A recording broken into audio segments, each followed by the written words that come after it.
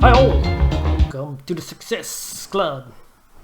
I am now at chapter 5 from the book Selling Things by Orison Swett Marden. And check out the sponsor. This video is sponsored by mynewskin.nl, #1 in beauty devices with very good high quality beauty and health products. Check it out. Let's get down to business. Chapter 5. The selling talk or presentation. Talk to the point. Talk with a reason. Talk with force. Talk with conviction. Let your selling talk be direct, natural, and as brief as possible. Much has been written on the question of a selling talk, and there is no little misunderstanding on this all-important subject. Everyone who has a story to tell has what may be called a selling talk. That is to say, a best way of setting forth what he has in his mind. Some prefer to call it the presentation. A presentation may consist of a few sentences, or it may consist of a half an hour's talk.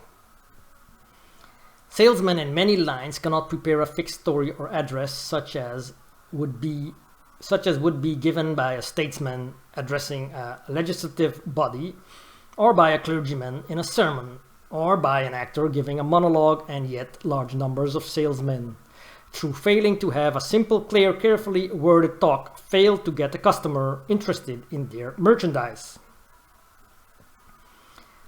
The question of a selling talk should be left to the judgment of the sales manager. He will be well qualified ordinarily to tell just what this should consist of, and also when to make exceptions to the use of a selling talk. Inspiration will not come just when the salesman wants it. Many points get lost in the convolutions of the brain. Too much or too little talk may be indulged in, unless a salesman knows just what he is going to say and how to say it.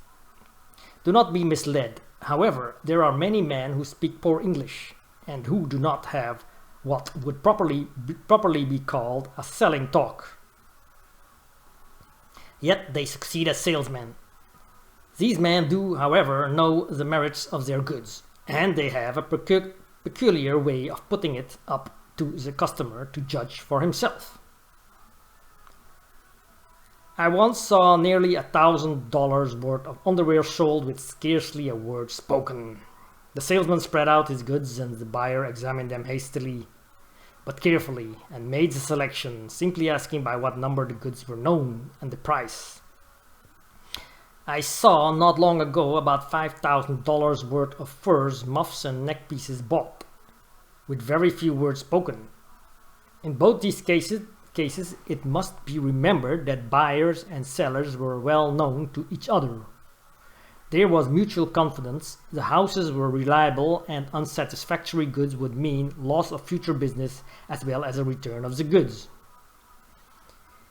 There are certain main selling points which can be selected and should be selected for every line of goods. Some of these selling points will be more effective with one class of customers than with another. Here is where the salesman's judgment comes into play. Let us take the single example of the white goods business. In this line there are 5 main selling points which I once heard given by Charles A. Sherman of Sherman & Sons, leading merchants of New York. These 5 points are: 1. Artistic merits of goods, beauty of design, etc., intrinsic value, comparison with rival goods, degree of conformity to prevailing modes or fashions. 5. Adaptability to buyers' needs, price, etc. Around these may be woven a brief or a lengthy talk according to the needs and the disposition of the customer with whom the salesman is talking. Let your selling talk be direct, natural, and as brief as possible. The presentation of your proposition involves principally a clear, simple, and suitable description of your goods. The cleverest salesman arranges the points in a logical order, working up from the least importance to the strongest. Always put the question of price off just as long as possible, unless the price is so low that this point alone adds much to the other selling points, as for instance setting forth price in a 5 and 10 cent store or giving the prices of special bargains. Be willing to answer all questions and objections made by your customer, but forestall as far as you can the objections he is likely to make. You can do this by exerting the power of a strong personality, especially by showing much enthusiasm, which tends to burn up the objections a customer is inclined to make. No matter how positive or how graphic you are in your descriptions, always be natural, otherwise your mannerisms will detract from the effectiveness of your talk. The best authorities consider it a decided handicap if the customer turns you down. It's a start by a negative answer or a negative attitude. When you foresee that the customer is about to say no or to turn away, strive to keep his mind in the balance until you can attract his attention to some new features of your goods, or to some old features in a new way. The length of time given to a presentation will vary with the goods and with the customer. Experience with each particular line and the advice of your sales manager always should be followed. On the floor of the stock exchange, there is no such thing as a presentation or the getting of favorable attention. In the strict interpretation we give to these words, men are there alert to give favorable attention to certain securities. They know in advance the strong points of these securities, and when the right price is quoted, the decision to buy will come quickly. This holds true in many instances where staple goods are offered at current prices. Thank you for watching chapter 5. I will continue next video with chapter 6.